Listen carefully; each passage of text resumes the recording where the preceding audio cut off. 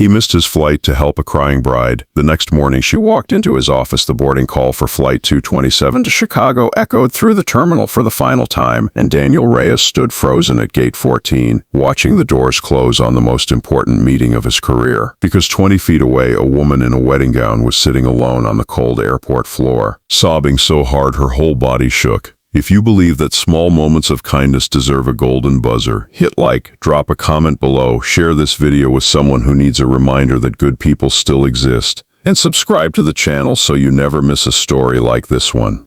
Daniel had rehearsed his pitch for 3 weeks straight. He was 34 years old, the founder of a struggling architecture firm that was 2 missed payrolls away from closing its doors forever. And the meeting in Chicago was with a real estate developer who could either save his company or bury it. He had allowed exactly enough time to make his flight, not a minute more, because his firm literally could not survive another failure.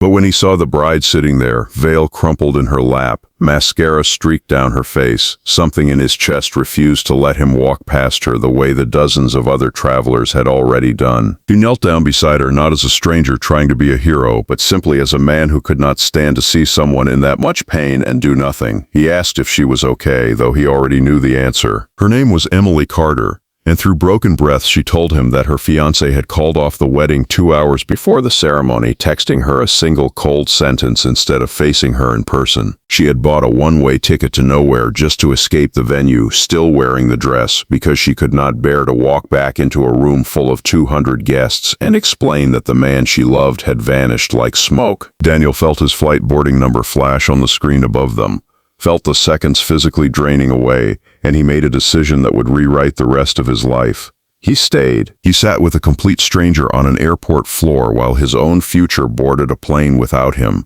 and he simply listened, because sometimes the most powerful thing a person can offer another human being is not advice or solutions, but presence. He learned that Emily was a kindergarten teacher, that she had saved for 4 years to help pay for a wedding her parents could not afford, and that the humiliation of being left felt heavier than the heartbreak itself.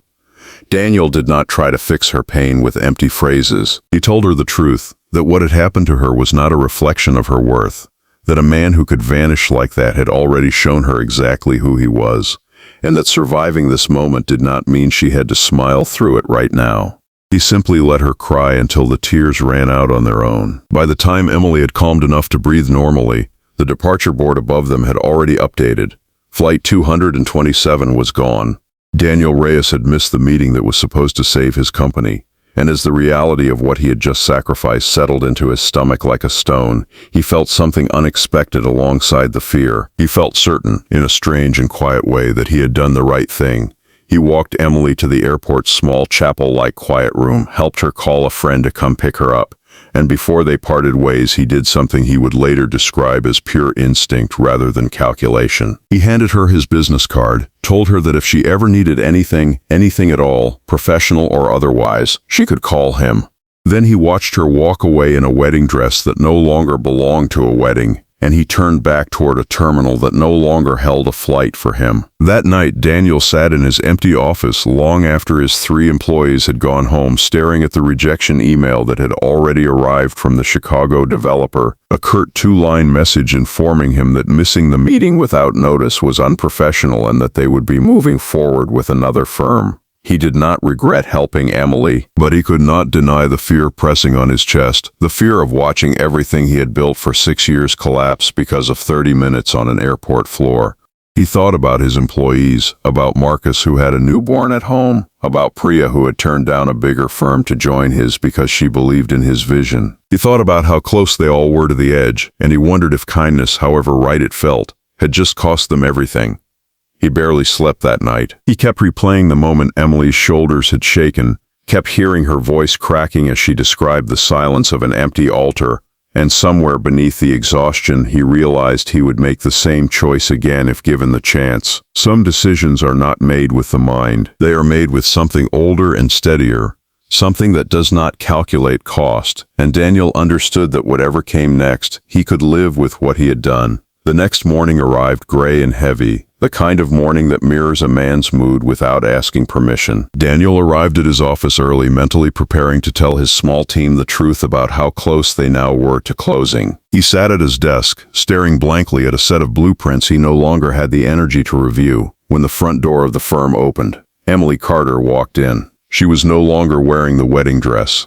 She wore a simple blazer, her hair pulled back, her eyes still tired but steady in a way they had not been the day before. Beside her walked an older man in an impeccably tailored suit, someone whose presence seemed to fill the room before he even spoke a word. Daniel stood up, confused, his heart pounding with a mixture of concern and disbelief, unsure whether Emily was there because she needed help again or because something worse had happened. Instead, Emily introduced the man beside her as her father, Richard Carter, the founder and CEO of Carter Horizon Group, one of the largest commercial real estate developers on the entire East Coast. Daniel's breath caught in his throat as pieces began falling into place he never could have imagined. Emily explained that after Daniel had left her at the airport the previous evening, she had called her father in tears, not about the wedding, but about the stranger who had missed his own flight just to sit with her, just to make sure she was not alone in the worst moment of her life. She told her father that in a world full of people who look away, a man had chosen to stay, and she wanted him to know that such a person existed. Richard Carter had listened to his daughter's story the entire night, and when he learned that Daniel had missed an important business flight to Chicago in order to help her, he made a call of his own. He was, as it turned out, personally acquainted with the very developer Daniel had failed to meet, and he had spent the morning making inquiries that most people never have access to. But Richard was not there to simply smooth things over. He explained with the quiet authority of a man who had built an empire from nothing that in 30 years of business he had learned that character revealed itself most clearly in the moments that cost something. He had shaken hands with countless architects who promised brilliance and delivered arrogance. What he had never encountered was a stranger willing to sacrifice a career-defining meeting for a woman he did not know and would likely never see again. Richard Carter did not offer Daniel charity. He offered him something far more valuable, an opportunity to present his firm's designs for a mixed-use development project worth more than anything Daniel had ever touched in his career. A project that would not just save his firm but transform it entirely. He told Daniel plainly that he was not making this offer out of gratitude alone, but because a man who chooses compassion when no one is watching and nothing is guaranteed in return is exactly the kind of man he wanted building his family's legacy.